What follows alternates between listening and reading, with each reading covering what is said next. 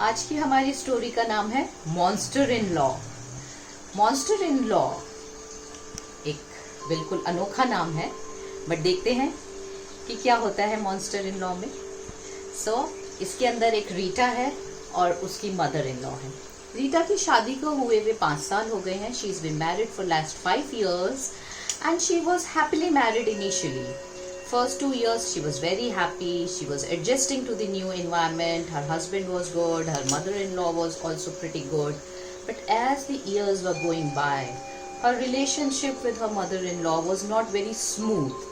They started having rifts between both of them, with small arguments, small disagreements, and slowly as the years passed, their rifts and their arguments were getting more and more day by day.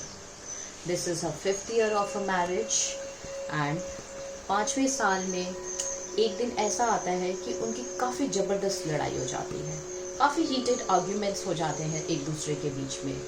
And Rita बहुत परेशान हो जाती है, बहुत irritated, and she is very upset. And she decided that day कि she wants to get rid of her mother in law, because बहुत हो गया, अब वो उनको नहीं बर्दाश्त कर सकती है। उस ट्रिगर में, उस गुस्से में वो निकल पड़ती है घर से और अपने एक अंकल के पास जाती है। ये अंकल एक आयुर्वेदिक डॉक्टर हैं। तो शी गोज एंड सेज कि अंकल, मुझे ना मेरी मदर इन लॉ से छुटकारा चाहिए, सो आप मुझे कोई एक ऐसी दवाई दीजिए ताकि बस मैं उन्हें दूँ and she passes away. So uncle कहते हैं ओके, बट मैं आपको दवाई दूंगा, but that does would be like something very, उसका इफेक्ट इतना स्ट्रॉन्ग नहीं होगा, it will be of a very weak उसका इफेक्ट होगा। सो रीटा एग्री कर जाती है कि स्लो अगर इफेक्ट होगा तो ठीक है। सो वो बोलते हैं अंकल कि इसका इफेक्ट आप 6 महीने के बाद जाके देखेंगे। 6 महीने के बाद में आप देखोगे कि आपकी मदर इन लॉ वीक होती जाएंगी and probably she will die. So but एक कंडीशन है, मैं आपको ये दवाई तो दे रहा हूँ, I am giving you this medicine, but there is one condition that you have to follow.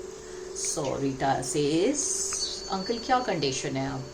So uncle बोलते हैं बेटा, ये 6 महीने अब आपको अपनी मदर इन लॉ को अपनी मदर की तरह ट्रीट करना है। उनको मदर इन लॉ मत समझिएगा, मॉन्स्टर इन लॉ नहीं समझना। Now these are this last 6 months you got, so बिल्कुल अपनी मम्मी की तरह आपको उन्हें ट्रीट करना है।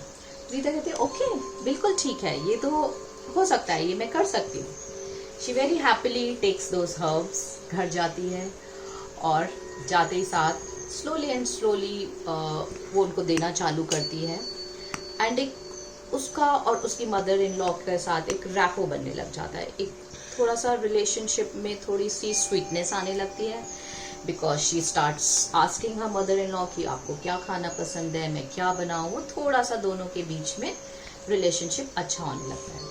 धीरे धीरे जैसे टाइम पास होता है उनका रिलेशनशिप काफ़ी अच्छा हो रहा है। And Rita is realising she is not all that bad जैसा मैं सोचती थी। She is not like monster in law which I use to earlier think. She is a good person, रह सकती हूँ मैं इनके साथ। बट वो देती जाती है दवाई। तो अब एक दिन जस्ट लास्ट मंथ बचा है एंड उसको काफ़ी गिल्ट फील हो रहा है कि oh my God, what did I do in एकदम गुस्से में आके मैंने ये स्टेप ले लिया which was a wrong step I took. So she goes back to her uncle, I am so sorry, I came to you in anger, and उस गुस्से में मैंने आपसे वो दवाई ले ली, पर अब मुझे लग रहा है कि मेरी मदर इन लॉ वो मॉन्स्टर नहीं रही हैं, वो एक्चुअली मेरी मदर की तरह ही हैं।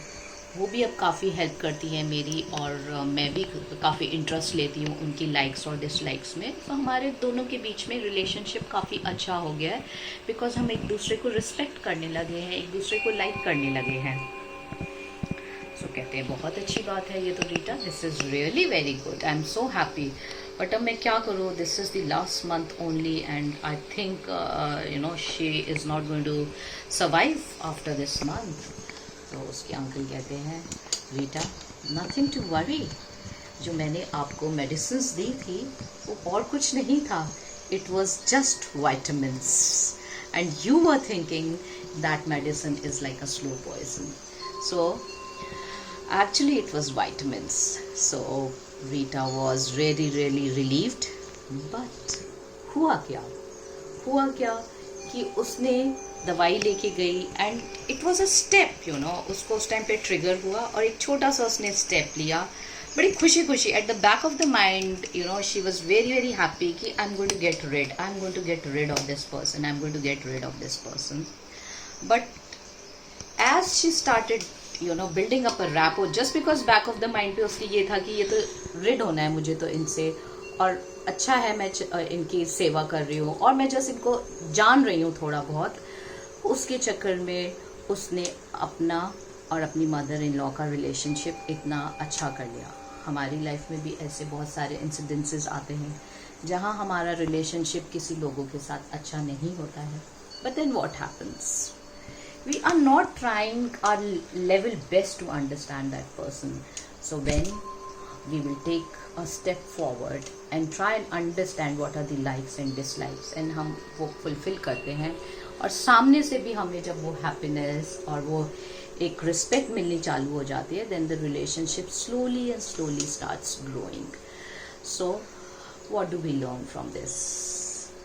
The learning is keep trying, don't give up. The situations will come, but then we have to try, we have to build on the relationships. Always keeps in mind, relationship comes first, then anything else in the life. So कोई भी relationship हो आपका, anything, I have lot of, you know, counseling के लिए मेरे पास लोग आते हैं, so उन counselings में मैं यही बताती हूँ आपको क्या important है. Is a relationship important to you or small rifts and all?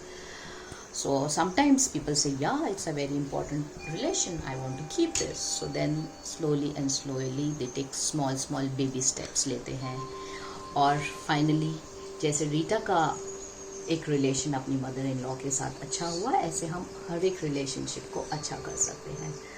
So आज के लिए इतना ही. Thank you so much.